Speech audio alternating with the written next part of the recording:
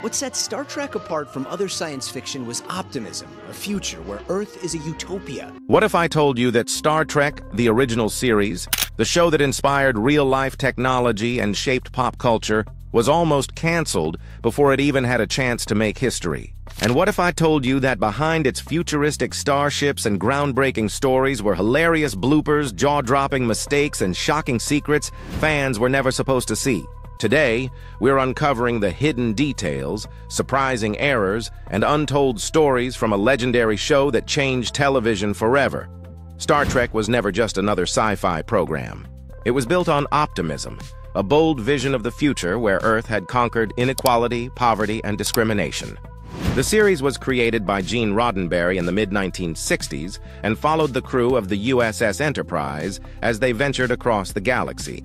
Leading the starship was Captain James T. Kirk, played by William Shatner, joined by Leonard Nimoy as the logical Vulcan Spock, and DeForest Kelley as the ship's chief medical officer, Dr. Leonard Bones McCoy.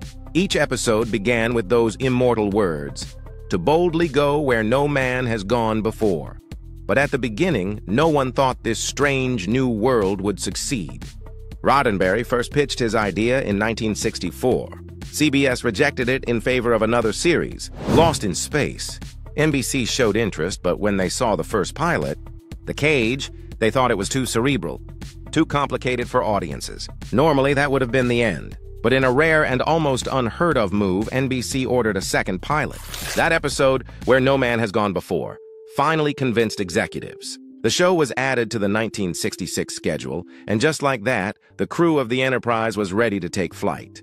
The struggle, however, had only just begun. When Star Trek first aired, ratings were far from stellar. Audiences were uncertain, and after just 3 seasons and 79 episodes, NBC canceled it in 1969. For many, it looked like the dream of exploring strange new worlds had come to an end. But the show's true voyage was only beginning. In the 1970s, reruns in syndication gave Star Trek a second life. Fans discovered it all over the world, and slowly it transformed into a cultural movement. What had once been a near failure became a global franchise, one that would eventually include 11 television series, 13 feature films, countless books, games, and toys. A big part of what made the show stand out was its crew. The first pilot featured a completely different cast, but when it failed, only Spock survived into the new version. William Shatner was brought in as Captain Kirk, while George Takei joined as Lieutenant Sulu, and James Doohan became the ever-resourceful engineer Montgomery. Scotty Scott, the most groundbreaking casting choice, came with Nichelle Nichols as Lieutenant. Uhura, she wasn't just another character. She was a revolution on television. At one point, Nichols considered quitting to return to Broadway. But then she received a call from Dr. Martin Luther King Jr. himself. He told her she couldn't leave. Her role, he said, was too important. She was showing millions of viewers, especially young black children, a vision of true equality in the future. He revealed that Star Trek was the only show he allowed his children to stay up late to watch. Those words convinced Nichols to stay, and history was made. To make the series believable, it wasn't just about the cast. It was about building a world. Costume designer Bill Thies created the iconic Starfleet uniforms and the unforgettable alien costumes. Wah Chang, the prop designer, invented gadgets so futuristic they seemed real. The communicator looked so advanced that years later, engineers at Motorola admitted it inspired the design of the flip phone. The tricorder inspired real-world research into medical scanning devices. Even the transporter, created using glitter and light effects, became one of the most beloved science fiction concepts ever imagined. But Star Trek wasn't just about flashy gadgets, alien planets, or futuristic technology. At its core, it was a show that pushed boundaries in society itself and wasn't afraid to challenge the status quo. In 1968, during a time when the United States was still deeply divided by race and the civil rights movement was in full swing, the episode Plato's Stepchildren aired. It featured Captain James T. Kirk, played by William Shatner, and Lieutenant Uhura, played by Nichelle Nichols, sharing a kiss. Now, it wasn't technically the very first interracial kiss ever shown on television, but it was the first between a black woman and a white man on American primetime TV. At the time, this was controversial enough that some television stations considered banning the episode altogether. But it aired anyway, and that single scene became a milestone in television history, a daring moment that reflected the show's willingness to explore not just outer space, but humanity's deepest social struggles. The series also introduced the famous Prime Directive, the rule forbidding the Federation from interfering in the natural development of other cultures. On the surface, it was just a clever sci-fi concept, but in reality, it mirrored the turbulent world of the 1960s. With the Vietnam War raging and American intervention abroad heavily criticized, the writers used the Prime Directive to make a bold statement that interference, no matter how well-intentioned, could often do more harm than good.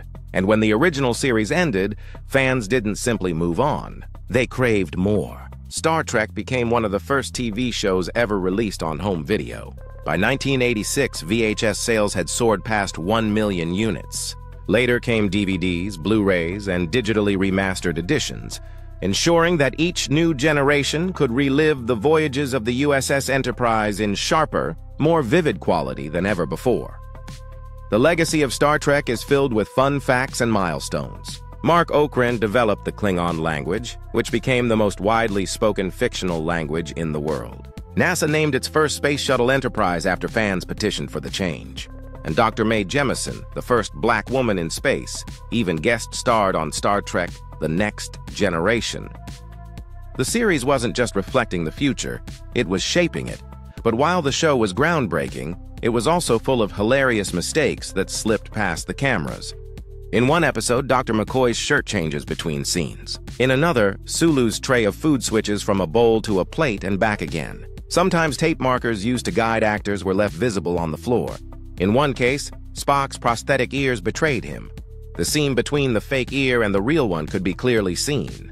The bloopers didn't stop there.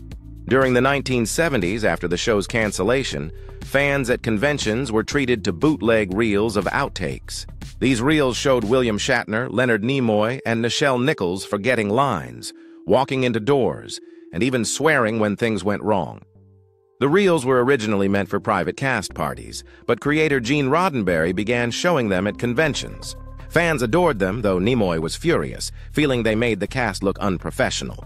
Still, once the reels were out, they became part of the show's lore. Beyond the bloopers, the show left behind symbols that became legendary. The Vulcan salute, paired with the words, "Live long and prosper," is now one of the most famous gestures in pop culture. But it actually came from Leonard Nimoy's childhood, inspired by a Jewish blessing he witnessed in New York. Majel Barrett, often called the First Lady of Star Trek, played multiple roles in the franchise and lent her voice as the ship's computer for decades. Michael Dorn, who played Worf, appeared more times on screen than any other actor in the franchise, over 280 appearances. Even in death, the Star Trek family stayed close to the stars. Gene Roddenberry, Majel Barrett, and Nichelle Nichols all had their ashes launched into space. For fans, it was the perfect tribute.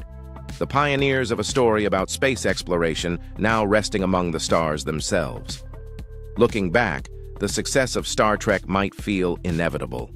But in reality, it was a miracle of persistence. It was born out of rejections, canceled after just 3 seasons, and kept alive only because of the devotion of its fans. It embraced mistakes, pushed social boundaries, and inspired real-world innovation. Today, it isn't just a television show, it's a cultural phenomenon, a vision of hope, a reminder that even when budgets are small and mistakes are plenty, great stories can change the world.